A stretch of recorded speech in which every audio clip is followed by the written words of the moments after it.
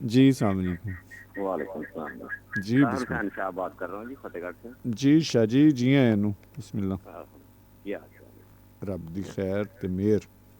है सर? ਗੱਡੀ ਚਲਾ ਰਿਹਾ ਵਾਂ ਤੇ ਤੁਹਾਡਾ ਪ੍ਰੋਗਰਾਮ ਸੁਣਿਆ। ਜੀ ਬਹੁਤ ਅੱਛਾ ਪ੍ਰੋਗਰਾਮ ਜਾ ਰਿਹਾ। ਅੱਛਾ ਸ਼ਾਹ ਜੀ, ਤੁਹਾਡਾ ਕੀ ਕਰਦਾ ਹੈ ਦਿਲ, ਕਿਹੜੀਆਂ ਗੱਲਾਂ ਕਰਨ ਨੂੰ, ਕਿਹੜੇ ਕੰਮ ਕਰਨ ਨੂੰ, ਕੀ ਮਾਮਲਾਤ ਨੇ ਤੁਹਾਡੇ? ਮੇਰਾ ਦਿਲ ਤੇ ਕਰ ਰਿਹਾ ਦੂਸਰੀ ਸ਼ਾਦੀ ਕਰਨ ਨੂੰ। ਕਿ ਪਹਿਲੀ ਮਾਰਦੀ ਹੈ?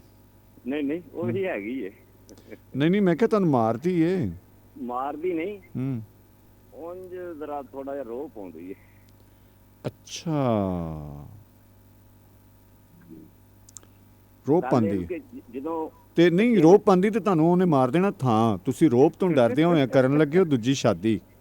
ਹਾਂਜੀ ਤੇ ਜਦੋਂ ਕੀਤੀ ਨਾ ਦੂਜੀ, ਤੇ ਅਗਲੀ ਨੇ ਉਹ ਵਿਚਾਰੀ ਜਿਹੜੀ ਦੂਸਰੀ ਹੋਣੀ ਹੈ ਨਾ, ਪਹਿਲੀ ਤੇ ਗੱਲ ਉਹਨੂੰ ਹੀ ਨਹੀਂ ਸੋਚਣਾ ਚਾਹੀਦਾ। ਉਹਨੇ ਫੜਨੀ ਉਹਦੀ ਗੁੱਤ ਤੇ ਤੁਹਾਡੇ ਫੜ ਲੈਣੇ ਬੋਦੇ ਤੇ ਮਾਰ ਦੇਣੀ ਦੋਵਾਂ ਦੀ ਗੰਢ। ਉਹ ਹੈ? ਗੱਲ ਇਹ ਜੀ, ਬੱਚੇ ਹੋ ਗਏ ਨੇ ਵੱਡੇ ਅੱਛਾ।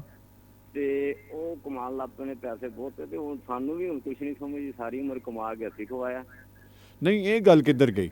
ਦੂਜਾ ਵਿਆਹ ਕਰਨ ਨੂੰ ਦਿਲ ਕਰਦਾ ਹੈ ਤੇ ਬੱਚੇ ਵੱਡੇ ਤੇ ਠੀਕ ਹੈ, ਉਹਨਾਂ ਵੱਡਿਆਂ ਹੋਣਾ ਖੈਰ, ਹੋ ਇੱਕ ਮਤਲਬ ਕਮਾਣ।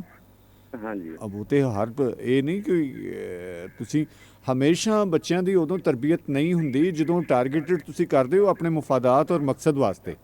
ਜੀ ਠੀਕ ਹੈ ਨਾ?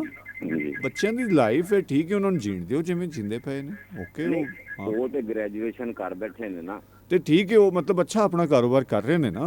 ਹਾਂਜੀ ਹਾਂਜੀ। ਤੁਹਾਡੇ ਦੂਜੇ ਵਿਆਹ ਦਾ ਉਹਨਾਂ ਦੀ ਗ੍ਰੈਜੂਏਸ਼ਨ ਨਾਲ ਕੀ ਤਲਕ, ਮੈਨੂੰ ਇਹ ਦੱਸੋ।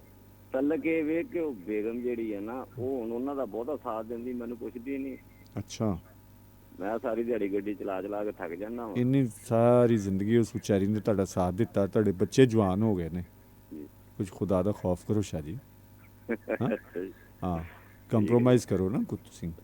ਚਲੋ ਜੀ, ਹਾਂ, ਬੜੀ ਮਿਹਰਬਾਨੀ। ਓਕੇ, ਖੈਰ ਹੋਵੇ, ਰੱਬ ਰੱਖਾ। ਅੱਲਾ ਅੱਲਾ ਹਾਫਿਜ਼।